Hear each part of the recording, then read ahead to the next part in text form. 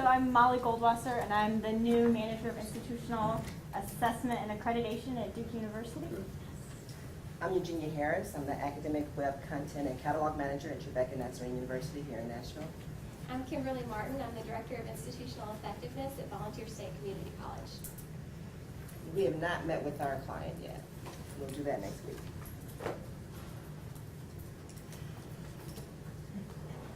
The problem of inadequate college readiness in Tennessee is acute. In this state, 70% of students entering college after high school graduation require math remediation. The 3-year graduation rate for students placed in remedial math upon entering community college is 5%. Students enrolled at Martin Methodist, albeit a 4-year institution, fit this profile.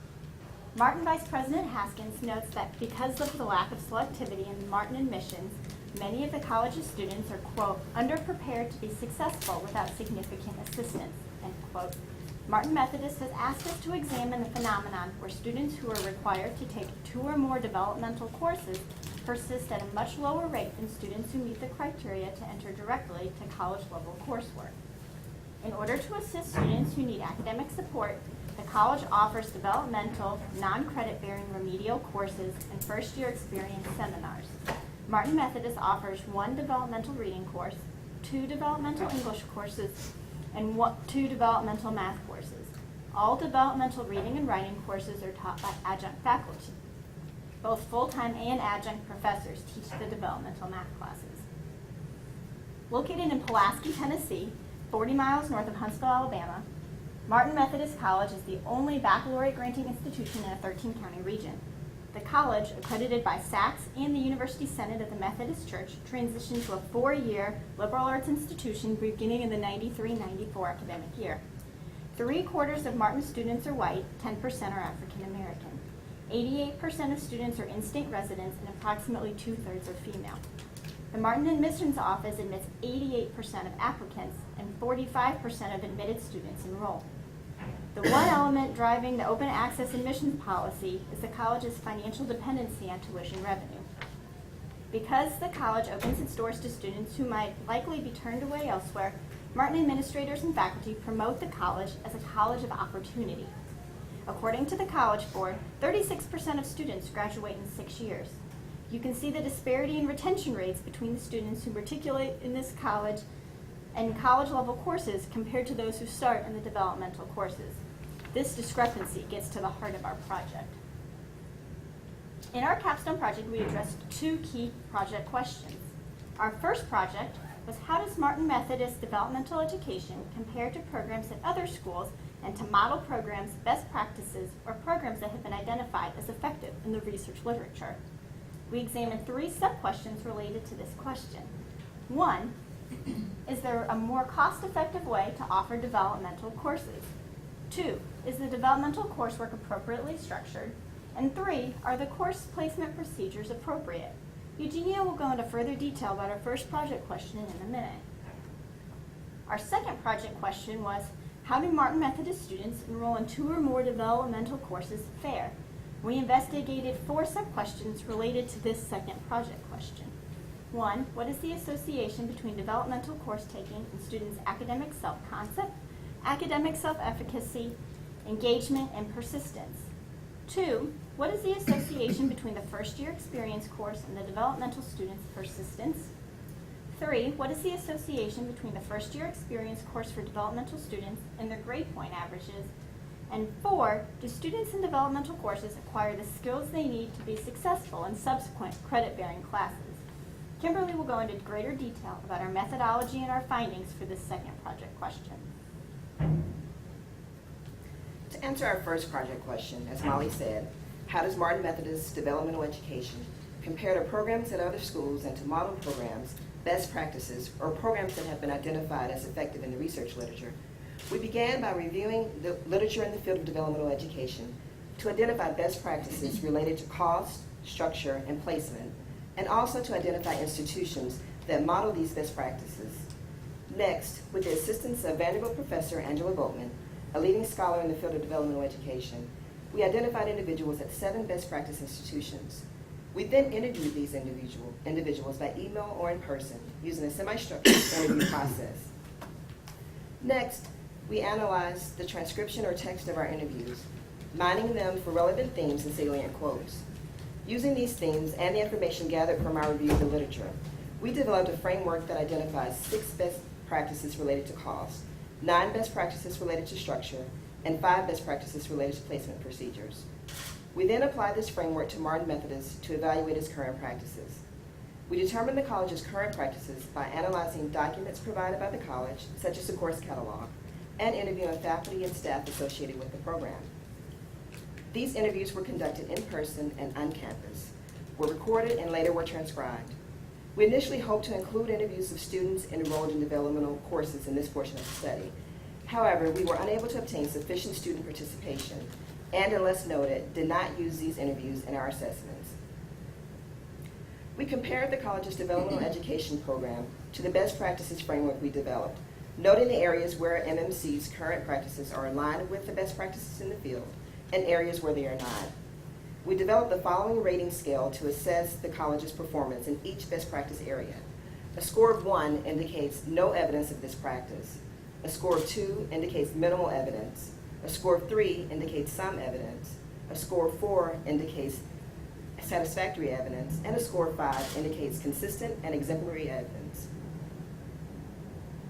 Our findings related to each best practice area were as follows. For cost, we identified 6 best practices. The first was keep cost of developmental education less than 1.2% of the total budget. Using limited cost information provided by the college, we calculated the cost of its developmental program to be only 0.36% of the institution's total expenses of $15.5 million as reported to IHEads. This demonstrates that Martin Methodist is spending a smaller percentage of its total budget on developmental education than the best practice schools. Given this low cost, we rated the college a 5 in this area. The second best practice was keep costs of developmental education below those of college-level courses. Unfortunately, because the college did not provide cost per FTE data for other academic programs, we were unable to rate MMC in this area. The next practice was keep costs per FTE less than $6,360. Using information provided by the college, we estimated a cost of $100 per student enrolled in developmental courses, which is far below any of the costs reported by the best practice institutions. Accordingly, we rated Martin Methodist a 5 for this best practice area. The next best practice was do not operate at a loss. However, because the college did not provide budget data that we requested, we could not adequately address this practice. The fifth best practice was integrate technology to reduce costs. We found no evidence of cost reduction efforts and thus rated the college a 1 for this practice area. The sixth and last best practice related to cost was seek grant funding to offset costs.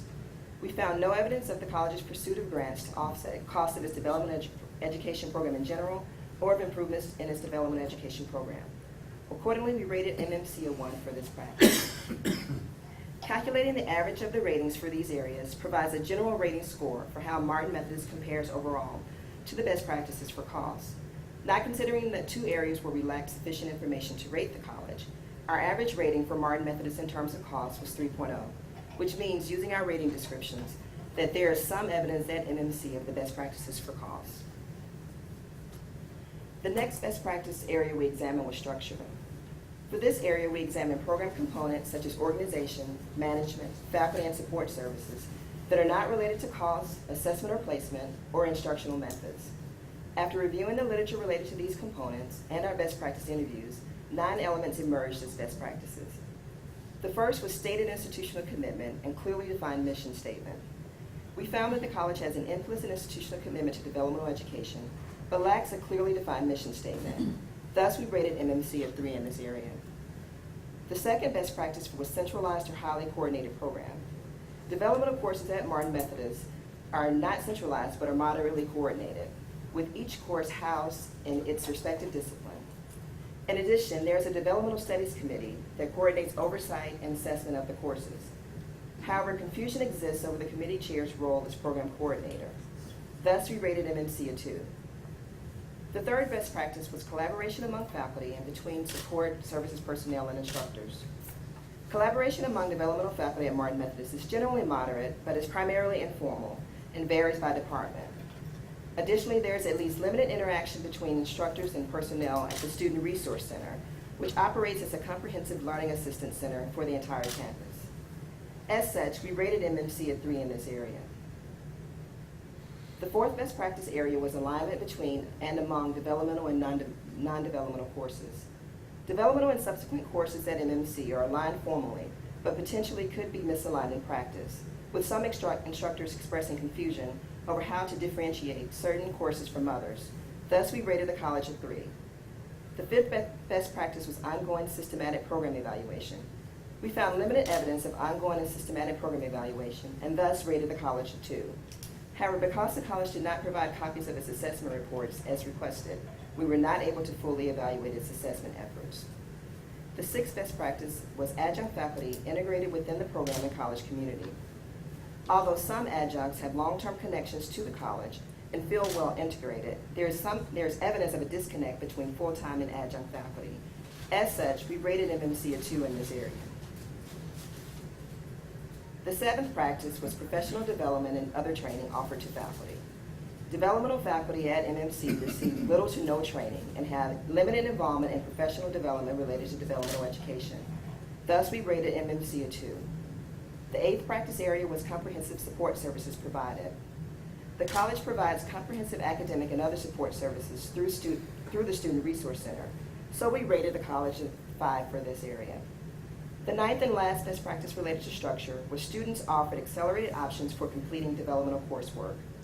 The math program has made efforts to shorten the developmental course sequencing, but the English program has not made similar efforts.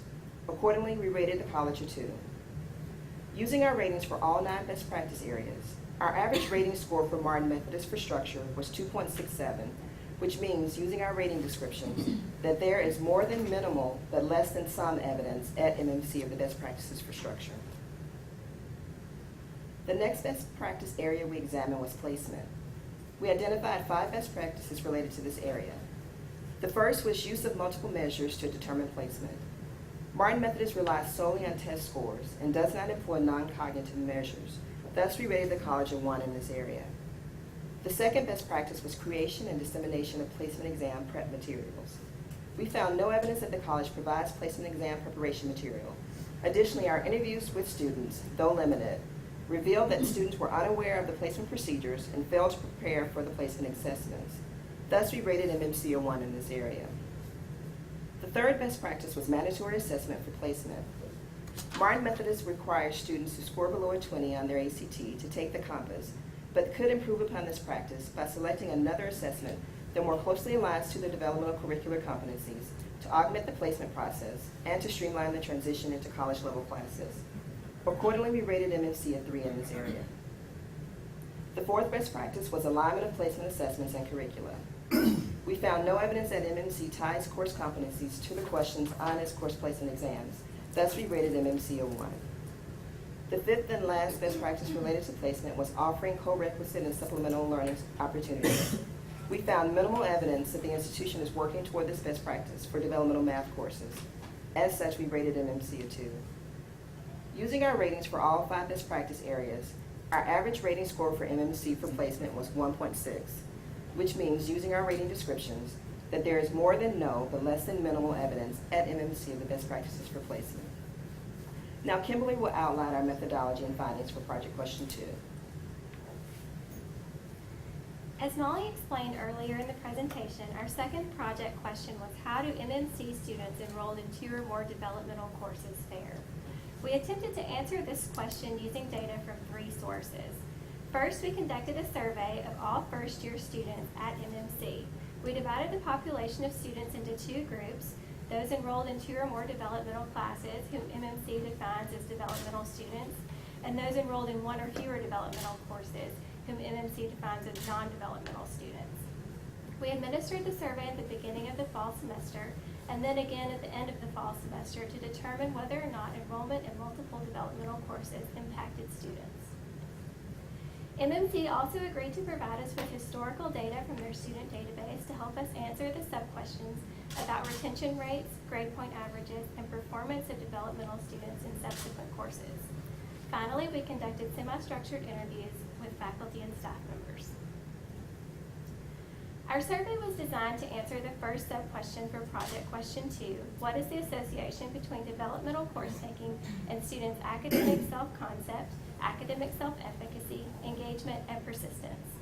We administered paper surveys to 100% of the population of first-time freshmen at MMC in person during the beginning of the semester convocations for the first-year experience program. The population included 375 students, and 243 of those students completed the survey for a response rate of 65%. At the end of the fall semester, we administered the survey to the 359 students who were still enrolled at that time, and 223 completed the survey for a 62% response rate. The survey items used to measure the constructs came from other research projects as listed on this table. Self-concept is tied to an individual's feelings about himself or herself as a person. Self-efficacy refers to an individual's beliefs about his or her abilities to perform the necessary actions to achieve certain results. Both self-concept and self-efficacy are thought to influence student motivation and performance, and through these, student persistence. Student engagement is defined as the amount of time and energy students devote to educationally purposeful activities, and is commonly used as a predictor of retention in higher education. We included measures of student engagement in the survey to provide an additional mechanism for explaining the difference in persistence rates when comparing MMC's developmental and non-developmental students. Because MMC administrators are specifically concerned with the persistence of students enrolled in 2 or more developmental courses, we felt it was important to include some survey items measuring students' intent to re-enroll. Intent to re-enroll, or intent to persist, has been shown to be one of the best predictors of ultimate persistence in higher education. We selected a method of analysis known as difference in differences to determine whether or not there were differences in our 4 groups. Developmental students surveyed at the beginning of the fall semester, non-developmental students surveyed at the beginning of the fall semester, developmental students surveyed at the end of the fall semester, and non-developmental students surveyed at the end of the fall semester. Difference in differences uses linear regression to measure the effects of a treatment, in this case enrollment in 2 or more developmental courses, at a given period of time, which in our case was the first semester of college, and to measure the change caused by the treatment.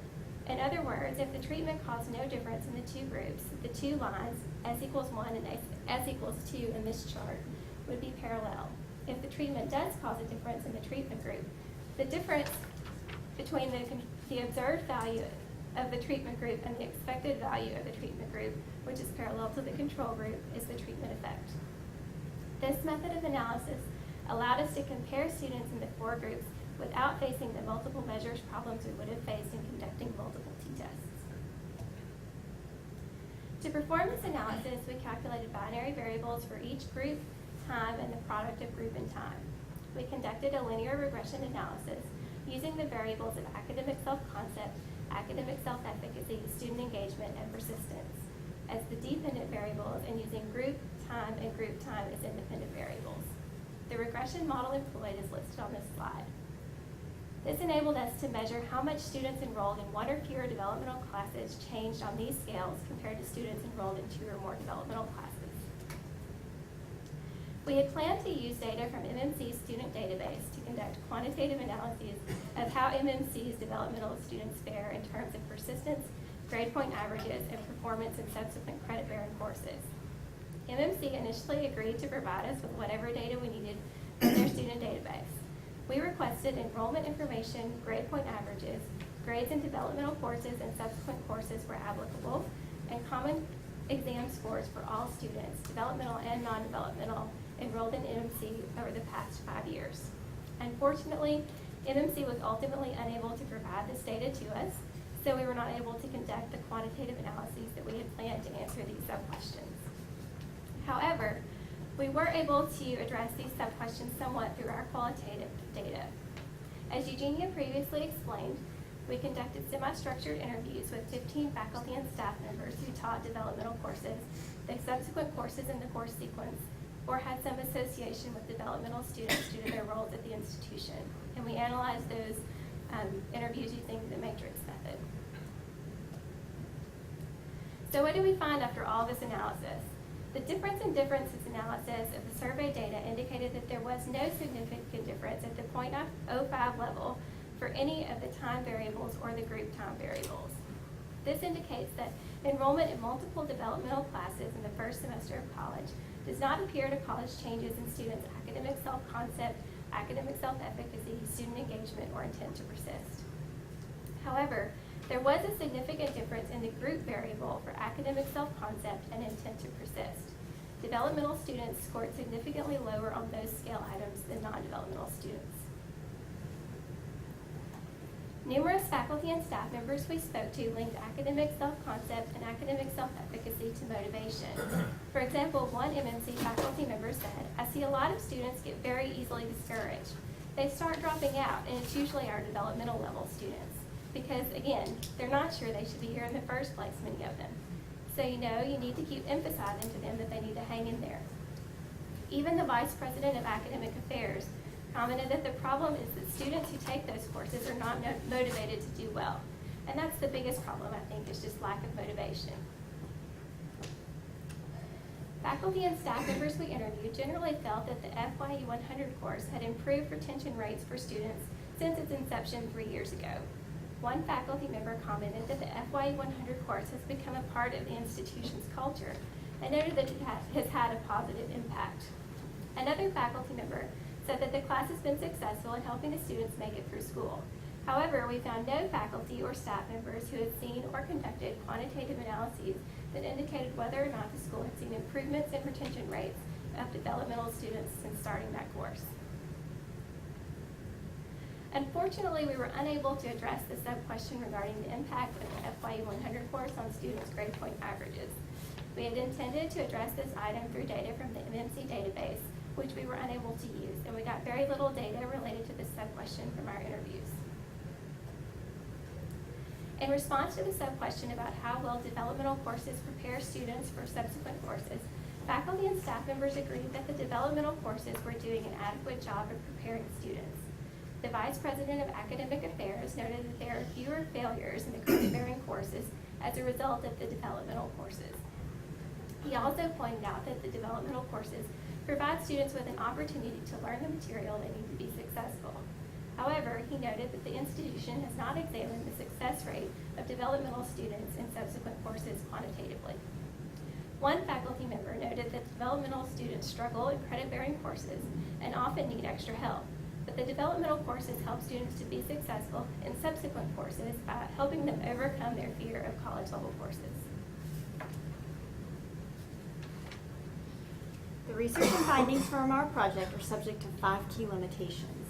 These limitations restrict the extent to which our conclusions can be generalized to Martin's peer institutions. 1, during the course of our project, the director of the first-year experience program in Martin passed away. This charismatic leader had embodied the first-year experience program at the institution since its inception, and her death in the middle of the semester may have significantly impacted several of the Martin students. 2, much of the analysis we planned required data from the Martin Methodist student data system, which the college was ultimately unable to provide to us. 3, Martin Methodist was ultimately unable to also provide developmental education assessment reports, so we were unable to use this data to determine changes in student performances in the developmental courses over time, especially prior to the inception of our study at the college. 4, after inviting every student enrolled in FYE 100 to participate, we had only 6 students willing to be interviewed. These students may have been able to provide additional details about how they have been impacted, both academically and socially, by being placed in multiple developmental courses in their first semester in college. 5, while we feel that our 65% survey response rate was reasonable, we cannot be sure that the students who completed the survey are not different in some fundamental way from the students who did not complete the survey. If there are unknown differences in these 2 groups of students, the results of the survey may not apply to the population as a whole. We drew 2 broad conclusions about our first project question. First, given that none of the average best practice rating scores for Martin Methodist was above a 3, there's a gap between the college's goal of being a college of opportunity and the actual practices it employs to provide an opportunity for underprepared students. When compared to best practices in the field of developmental education, specifically in terms of cost, structure, and placement, Martin Methodist falls short in many areas. Although such shortfalls do not necessarily indicate a diminished commitment to help underprepared students, they do indicate a need to overhaul the college's efforts to serve its developmental students and to serve those faculty and staff members who work with them. Second, at the start of our study, Martin Methodist expressed a strong interest in decreasing the costs related to developmental education. Our study found, however, that the college currently has low investment in this area, particularly as compared to the best practices in the field. Given the college's concerns about costs, it is important to emphasize that many of the best practice deficits identified by our study are not related to costs, although some faculty or administrators may assume otherwise. Such findings indicate a need for the college to shift its focus from cost reduction to other areas that need attention and that can benefit from the program if addressed. We also drew two conclusions about our second project question. One, our finding that there was no measurable change over the course of the semester in developmental students' academic self-concept or academic self-efficacy should raise concerns concerning the college efforts, particularly through the FYU 100 course, to improve developmental students' views of themselves and their motivation to succeed in courses to persist to graduation. It is possible that Martin's interventions have not had the intended effects. Two, our findings that courses could be misaligned in practice has direct implications for student preparation in subsequent courses. Although faculty members expressed belief that developmental courses help to prepare students for subsequent courses, these views were largely based on general impressions or experiences with individual students whom professors taught in both developmental and credit-bearing courses. It is much easier to prepare students for subsequent courses that you yourself teach than for courses with which you are unfamiliar, especially if the course alignment has not been ensured. Careful study of the alignment between Martin's developmental and subsequent credit-bearing courses is essential to ensure that students acquire the skills they need to be successful. Based on our findings and conclusions, we offer the following 8 recommendations to the college. 1. Devote more funds to developmental education. Because Martin Methodist's current costs for developmental education are low in comparison to the best practices in the area, we recommend additional investment in the developmental education program. To offset the additional required costs, we recommend that the college aggressively seek grant funding. 2, we recommend restructuring or terminating the FYU 100 course in favor of provision of additional academic resources such as supplemental instruction, tutoring, test preparation, and advising for students enrolled in multiple developmental courses. 3, as revealed in our best practice research, using multiple measures can enhance students' course placement and in some cases can drastically improve their net placement scores. As such, Martin administrators should include multiple measures in students' overall placement portfolios, including both subject test scores and non-cognitive assessments. 4, because students were unaware of Martin's placement procedures and they failed to prepare for their assessments, we recommend that the college send students placement test prep materials in both electronic and in paper formats to improve Compass and other test scores. Additionally, Martin should give students the opportunity to come to campus for an intensive review session over the summer prior to taking the placement exams so they can place into a higher class. 5, because there is confusion on campus about the extent and content of the DSC chair's responsibilities, the college should more clearly define the chair's official role and ensure that the campus is informed of his or her duties. 6, given the potential for misinterpretation of the purpose of developmental education at Martin, the college should adopt a written mission statement that clearly defines what it means for an underprepared student to become prepared. 7, because many of the developmental faculty felt ill-prepared when they began teaching in the program, Martin should provide training and professional development opportunities for both full-time and for adjunct faculty members. 8, given the widespread desire to see students complete the developmental course sequences more quickly, the college should develop more accelerated developmental course options, particularly in English.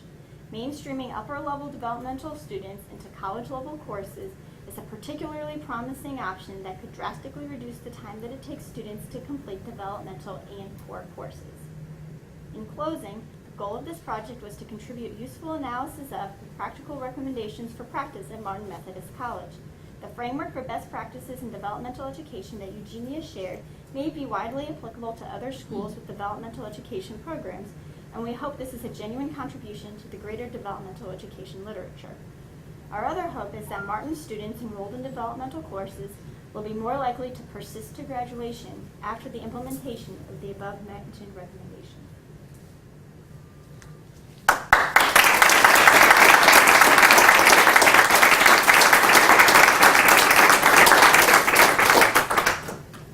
I have a question about your best practices template that you used. First of all, I think it's excellent work, but one question I have is you've got these, what you might call broad domains of practices. You have costs, and you have structure, and you have placement, and then you have an array of practices under those. Well, first of all, in terms of the three domains, would you weight one domain more than another? Right now, it's equal appearing. You know, you're taking them all and saying the three domains are equal in their importance, but would you say one domain is more important than another? Structure includes the bulk of the program, so in some sense that may be more important. But The college certainly felt that cost was the most important and made that very clear from the very beginning that their biggest hot button issue was the cost. So from a practical feasibility standpoint, that seems to be our client's biggest. That's an interesting response. So you could look at it in terms of how the client viewed it, or you could look at it in terms of what the literature was telling you. The other question would be related to that is you've got these practices arrayed under each domain. Are some of those practices more important than others? Because again, they're all equal appearing. When you averaged up the scores across the best practices, that is equal weighting to each specific practice. there probably are some that need to be addressed more so than, I guess it did more quickly than others. So we found issues with the faculty and faculty preparation and faculty communication to be very lacking there, and that I would say that's something that they need to address before they even address some of the other issues that we pointed out. And our only way of knowing really which of these should have more weight than the other is maybe the frequency with which we've seen them cited in the literature. And I don't know if that is a true reason to give one more weight than another, just because it's been studied more often. Well, I think there's probably, that'd be one way to approach it, but another would be just your sense of it through, other sources of literature about developmental education, like persistence and graduation. Those might be other factors that might play a role in it. But I just think it's Very interesting. Yeah. Dr. Goldring? I thank you very much. This was really interesting. I have two questions and a comment. So I'll say the comment first because it relates to Dr. Braxton's question. It might be helpful for you to go back to one of your first courses on learning theory and consider whether there are some recommendations about how these classes might be taught from a kind of pedagogical point of view and from how adults might learn. Because I thought just because your best practice sites didn't mention that, they may not know that, and so you should feel to take some liberty to make some suggestions of your own. But question now. I'd like to know more about the lack of data that the institution couldn't give you or wouldn't give you, and I was a little bit surprised that some of your recommendations actually don't address that head on. It emerges as a weak rating in terms of their ability, I guess, to monitor and evaluate, and I would just wonder if you might not suggest what their capabilities need to be to have a robust institutional research and evaluation program. And so that's my first question. We actually have a separate section in our paper that we didn't include in the presentation that is our recommendations for institutional research at Martin Methodist that outlines what they would need to do to address the questions that we couldn't answer. Okay, because I think that's a great contribution to bring that up. The second question I have is if you could please address the levels and the description of levels of academic self-concept, the levels of self-efficacy. You told us that there's no difference, but are they low? Are they high? Are they average? I mean, we don't know anything without the data to interpret your lack of significant finding. Well, for those scale variables, we had, I think, between 20 and 30 questions on our survey for each one. We developed the scales by doing an average rating for each of those variables. And the average rating, I don't have them in front of me, but if I'm remembering correctly, for self-concept for the developmental students, it was, I think it was 2.6 out of 5. For self-efficacy for the developmental students, it was around 3, and the same for non-developmental students. The self-concept for the non-developmental students was above 3, so there was a difference there. I don't remember the scores for engagement at all. Okay, so Good question. perhaps when you make your presentation to the client, it would be helpful to first describe what the levels are, and if there were any other patterns that you might have found, because I think that would be very interesting and helpful. Thank you very much.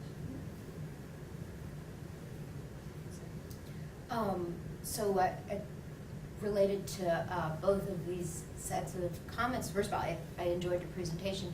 I think the averages, those averages that you're presenting about the areas are masking really important variation, almost to where they're distracting. So I would push that when you present to Martin, you really share the individual measures, right? Like if you think about the cost effectiveness piece, it's real cheap there, and then they get the bottom rating, which may or may not be a good thing, the cheapness. It's good in the sense, right, that they want to not spend a lot of money. But then the rating that they get on the electronic or virtual piece is the lowest. And so I think that middle rating is masking what's really happening. So I would push you just to maybe even not share the averages. I also wondered if no change in academic self-efficacy is actually a positive finding. That's how I interpreted it. Because my take, That's what you're saying. Yeah. my take on what we know about remedial ed is that it might actually have a Right, negative yeah. effect on those things. So that's just something to Yeah, interesting. think about.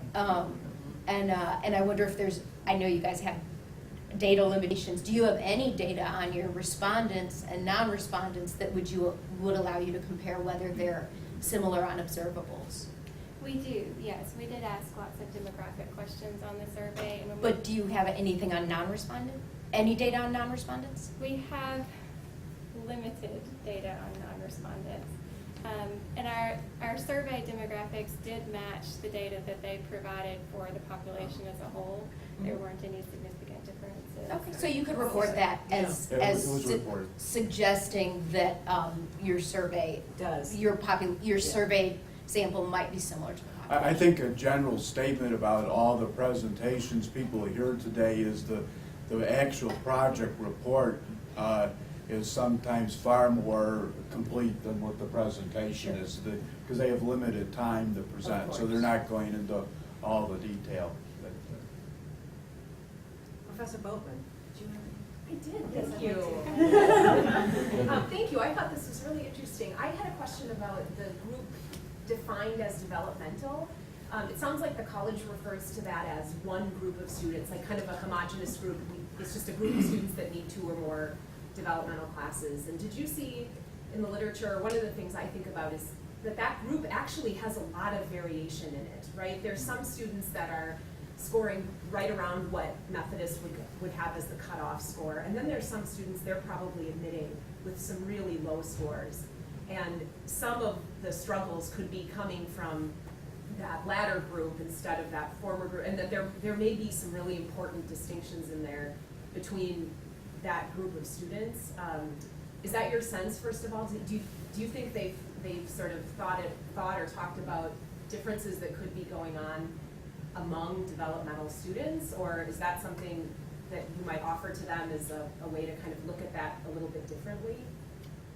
It's not something that we heard from them, that they really do consider them developmental students if they're in 2 or more developmental classes. It doesn't matter which ones, and It doesn't matter if it's 2 or if it's 12.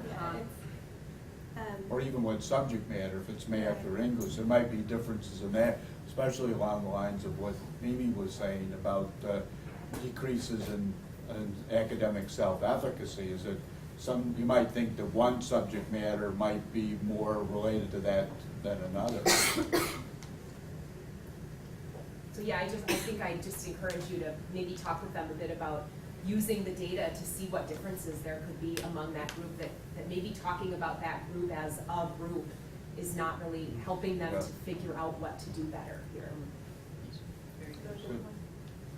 Murphy? Well done, guys. It's pleasure to hear. I want to come back to Alan's point, though. I would argue, and I would have you entertain the fact that the best practice literature is bankrupt. Anybody who's executive vice president or the person says the problem of the students if they're not motivated is bankrupt going in, because the whole job is to change self-efficacy and self-confidence and change motivation and increase engagement. So I think there's some education there. But the bankruptcy idea, I think, is that I don't find any of those categories to be particularly isomorphic with anything we know, at least in the K-12 picture, about what would make a difference. And I think it's what's inside this box that leads to the self-efficacy and self-concept. And the constructs there don't line up particularly well with what's in best practice. They line up, I would have you push sort of theoretical understanding about what should be inside that box in issues of quality instruction and curriculum. See, those are things that we purposely did not examine. Yeah, but when you go back, when you think about it, and you write this up when you present it, it does seem to me the quality of instruction and the curriculum is a critical dimension in that box. And the second is, does that box change the relationship between adults, teachers, professors, and relationship with kids, with young kids in those classes? Those, I think, will actually explain the differences better than what's in the best practice. So I would encourage you to go back and look at the stronger theoretical literature about why changes will make a difference in efficacy and accuracy and poke around. Well, Really nice job, you guys. Mimi stole my question on difference and differences, and I'm upset about that, but I'll get over it. The other question I had was this cost issue. The estimated cost per FTE, you said? It was $100 is what, yeah. The only, I'm sorry, it obviously stuck with me too. yeah. the only cost data that we could get them to give us was the cost of an adjunct faculty member for one developmental course. And so we used that along with the average number of students enrolled in a developmental course to determine what the cost per FTE was. It's not a very good Sure. we had asked, we representation. followed up, we said, well, what about the space? What about extra air conditioning? What about, all of these other things that other should things be? attached to cost. And he just said, well, no, we don't think about that. So, but that So- being said, the best practice research in that area also talked about how every institution defines their costs and allocates them in a different way. So it's not very, it's a very fluid. You could drive yourself crazy trying to figure out the actual cost of educating the student, but still, what's why is there so much concern about the cost when by their own metric, it's so astonishingly low? Because they want to spend even less. Okay. So that's basically it. It's a very resource-strapped institution. They Yeah. don't have money, and I think it's sort of an issue of anywhere where they can cut a cost. They would like to, and Is there any way to communicate to them some of the cost benefit kind of analysis that this, that the investment here is going to pay off if you do it right in terms of persistence, retention, and graduation? Is that worth trying? So I think they've started to see that. It was interesting, right when we started this was when the Chronicle of Higher Ed started printing a lot of articles about what if you are paid based on graduation rates instead of based on enrollment.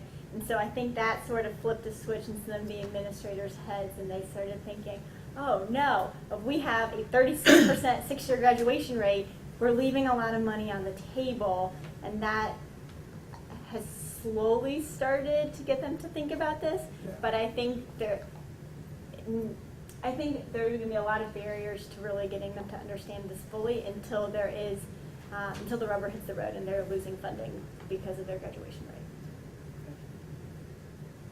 All right, thank you very much.